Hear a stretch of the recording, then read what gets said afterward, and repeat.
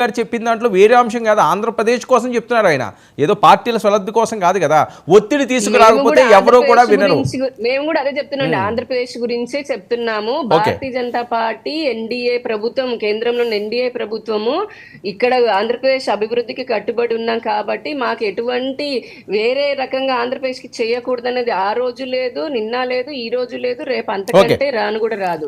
ఖచ్చితంగా ఇక్కడ ఉన్నటువంటి ఎన్డీఏ కూటమి ప్రభుత్వము అన్ని మాట్లాడుకుంటుంది. ఏ విధంగా సాధ్యాసాధ్యాలను చూసుకొని ఈ రాష్ట్రానికి మంచిని 100 కాదు 1000% చేస్తుంది ప్రభుత్వం. అందులో అసలు సందేహమే అవసరం లేదు.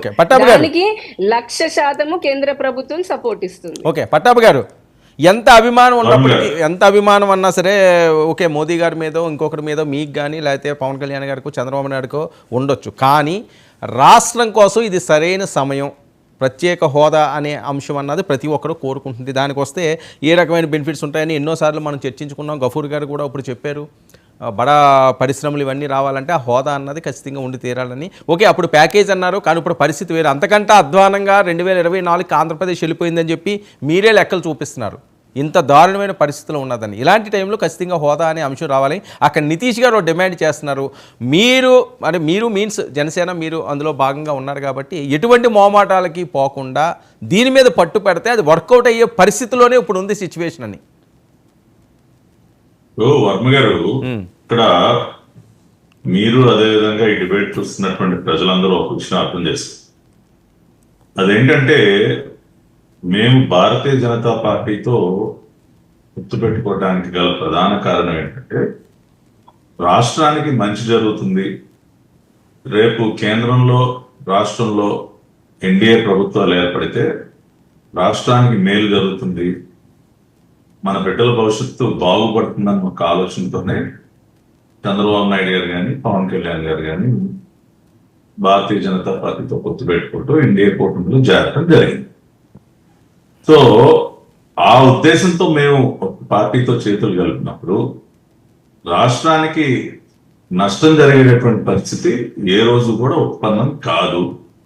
అదేవిధంగా నరేంద్ర మోడీ గారు కూడా ఆంధ్ర రాష్ట్రం పట్ల ఒక కమిట్మెంట్ తో ఉన్నారు.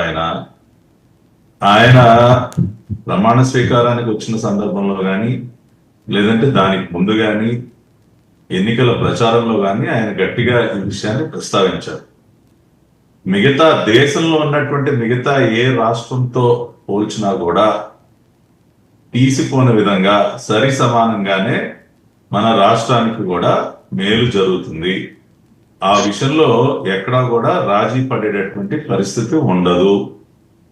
ఒక రాష్ట్రానికి అదనంగా మేలు జరుగుతున్నటువంటి పరిస్థితుల్లో మన రాష్ట్రానికి సంబంధించి ఇక్కడ మౌనంగా ఉండేటటువంటి పరిస్థితి ఉండదు. అదేవిధంగా నరేంద్ర మోడీ గారు కూడా ఆ రకమైనటువంటి వివక్ష ఆంధ్ర రాష్ట్రం పట్ల చూపిస్తారని కూడా మేము అనుకోవట్లేదు. కాబట్టి సరి సమానంగానే ఏది చేసినా కూడా కేంద్ర ప్రభుత్వం ఎటువంటి నిర్ణయం తీసుకున్నా కూడా ఆంధ్రప్రదేశ్ రాష్ట్రాన్ని గమనంలోకి తీసుకునే వాళ్ళు నిర్ణయం తీసుకుంటారు. ఆ రకంగా మేలు జరుగుతుందన్న ఆశాభావం మాకుంది. చంద్రబాబు నాయుడు గారి ప్రయత్నాలు కూడా ఆ దిశగానే ఉంటాయి. ఇక నితీష్ కుమార్ గారు ఏదైతే తీర్మానం చేశారో వారు కోరుకున్నది ఏంటంటే వెనకబడినటువంటి రాష్ట్రానికి అదనంగా కేంద్ర ప్రభుత్వం నుంచి సహాయం కావాలి, కొన్ని వెసులుబాట్లు కావాలి. ప్రత్యేక హోదా గతంలో ఉన్నటువంటి రాష్ట్రాలకు ఏ రకంగా ఉందో అటువంటి పరిస్థితి బీహార్ కూడా ఉంటే రాష్ట్రానికి మేలు జరుగుతుంది.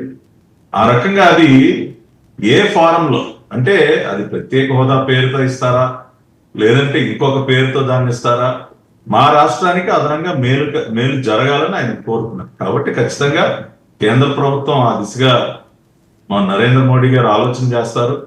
చంద్రబాబు నాయుడు గారు కూడా రేపు 4వ తేదీన ఆయన ఢిల్లీ వెళ్లి ప్రధానమంత్రి గారితో సమావేశం అవుతున్నారు. కాబట్టి వీటన్నిటి మీద కూడా ఒక క్లారిటీ భవిష్యత్తులో వస్తుంది. ఒక్కటి మాత్రం నేను ఖచ్చితంగా చెప్పగలను, రాష్ట్రానికి సంబంధించి విభజన చట్టంలో ఉన్నటువంటి ఏ అంశమైనా మిగతా ఏ విషయమైనా కూడా రాజీ పడేటటువంటి ధోరణి ఇక్కడ ఉన్నటువంటి కూటమి ప్రభుత్వానికి ఉండదు.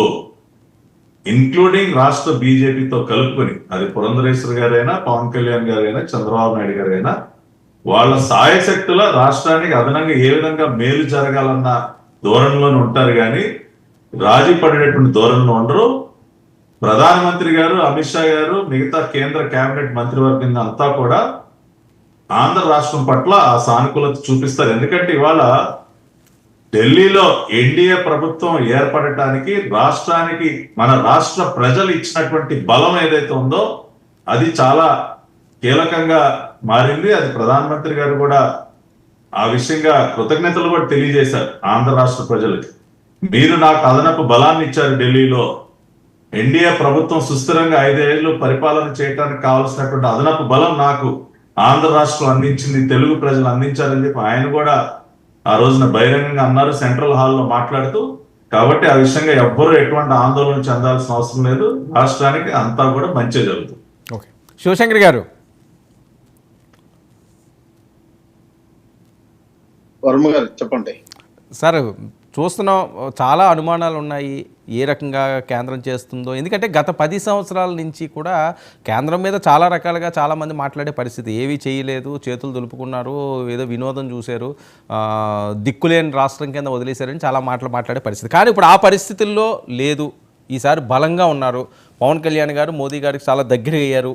సో ఏదన్నా సాధించి తీసుకొస్తారని మీ మీద కూడా చాలా పెద్ద ఎత్తున బాధ్యత ఉంది. సో దాన్ని ఏ రకంగా ముందుకు తీసుకెళ్లాల్సిన అవసరం ఉంది? యుద్ధ ప్రాతిపదిక మీద ఇప్పుడు చేయాల్సిన పనులు ఏంటి? ఆంధ్రప్రదేశ్లో ముందుకు అసలు ట్రాక్ మీద పెట్టాలి అంటే మీకున్న అనుభవం. ఇప్పుడు ప్రభుత్వం ఏర్పడి ఇంకా 1 month అవ్వలేదు. ఇప్పుడు యుద్ధ ప్రాతిపదికగా ఇప్పుడు అవునండి, అంతే ఫస్ట్ ప్రయారిటీ. నేను అనేది ఏంటంటే ఫస్ట్ ప్రయారిటీ ఏంటని ఏంటో నాకు అర్థం కావట్లేదు. ఇప్పుడు రెండవది ఏంటి అంటే ప్రతిసారి ఇప్పుడు లాస్ట్ 5 years